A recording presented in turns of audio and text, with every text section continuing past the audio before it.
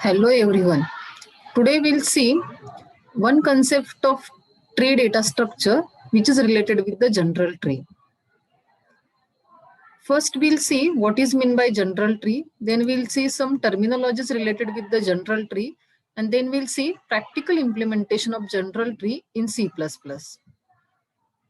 So what is meant by a general tree? Tree is nothing but what? It is a collection of different nodes. In general tree, each node is going to contain 0 or more child nodes.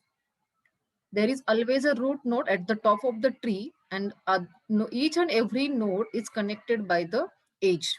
Here also in this example, if you are able to see, the root node is the data structure. It is having two child, linear and non-linear data structures. Again, the linear data structure, this node is going to contain four different children: array, stack, queue, and linked list. And for this nonlinear data structure node, here two children are there, trees and the graph here. Now we'll see some terminologies related with the general tree. Node is nothing but what? It is an entry point in the tree, and it can contain any type of data. It may or may not have the child nodes. Here in this example, 1, 2, 3, these are nothing but the different nodes are there. Then root node is nothing but what? It is the topmost node or the first node in the tree, or we can say unique node in the tree from which the tree is going to start. So in our example, 1 is nothing but the root node, and it is also the parent node of the 2 and the 3 here. And nodes are connected by the different edges here.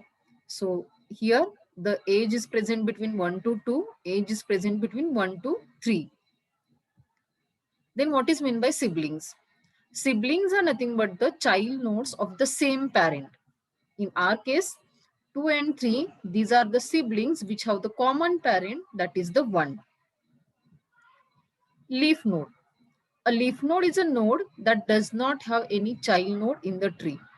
So in our case, 2 and 3, these are the leaf nodes because they are not going to contain any further child here. That's why we are calling 2 and 3 as a leaf node, or these leaf nodes are also called like the leaves, or also external nodes, or like the terminal nodes also. Then what is meant by a depth of a tree or a level of a tree? The number of links or edges from the root node to a selected node is called the depth of a selected node. In this example, the root is present at the level 0 or the depth 0. Child nodes of the root node are at the level 1. Grandchilds are at the level 2. And grandchilds are at the level 3 here. So the total level of the tree, or the maximum level in the tree, or the maximum depth of the tree is nothing but the 3 here.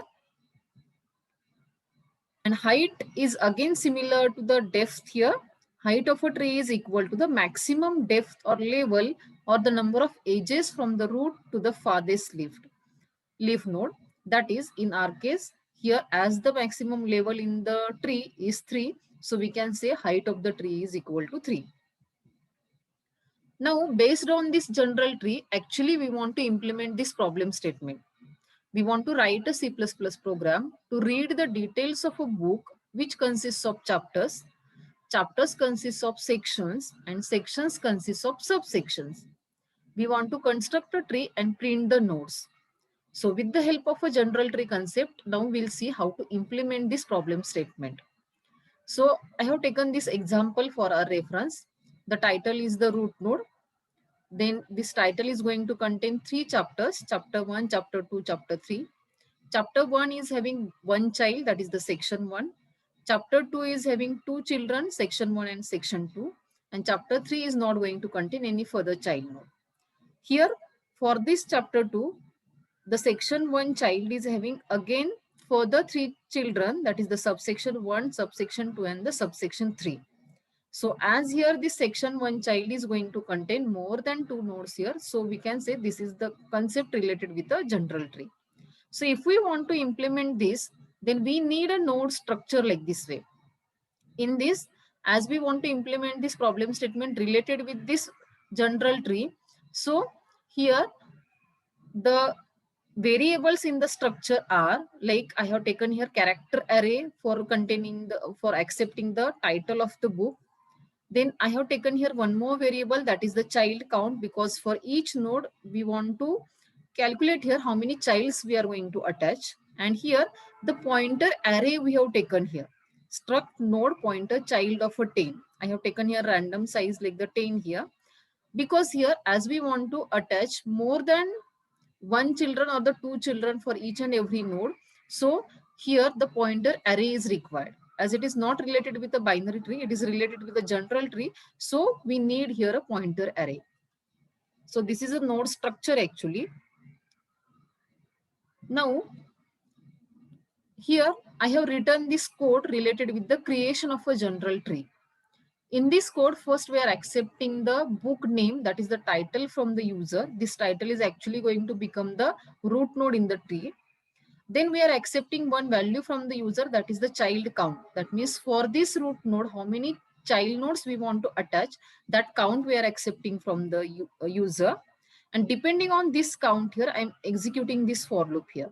So in this for loop, if you are able to see here, we are creating the root of child of I here. So this is nothing but what? We are creating the child node for the root node. We are allocating the memory for that. Then we are accepting the title for that child node. And for this child node, how many children we want to attach, that we are again accepting one choice here from the user. And depending on this choice here related with the section, we are running the second for loop, which is for attaching the sub childs for the child to the root node here. And that is nothing but the sections here. So for the section again, we are going to allocate the memory. We are accepting the subsection count from the user, and depending on that here, we are running the next for loop, which is related with the subsection here. So only here what we are doing here, first we are accepting the root data, that is the title name. For that title, how many sections we want to attach. For that sections, how many subsections we want to attach. Depending on that only we have written here the for loops here. Now we'll see how it will execute.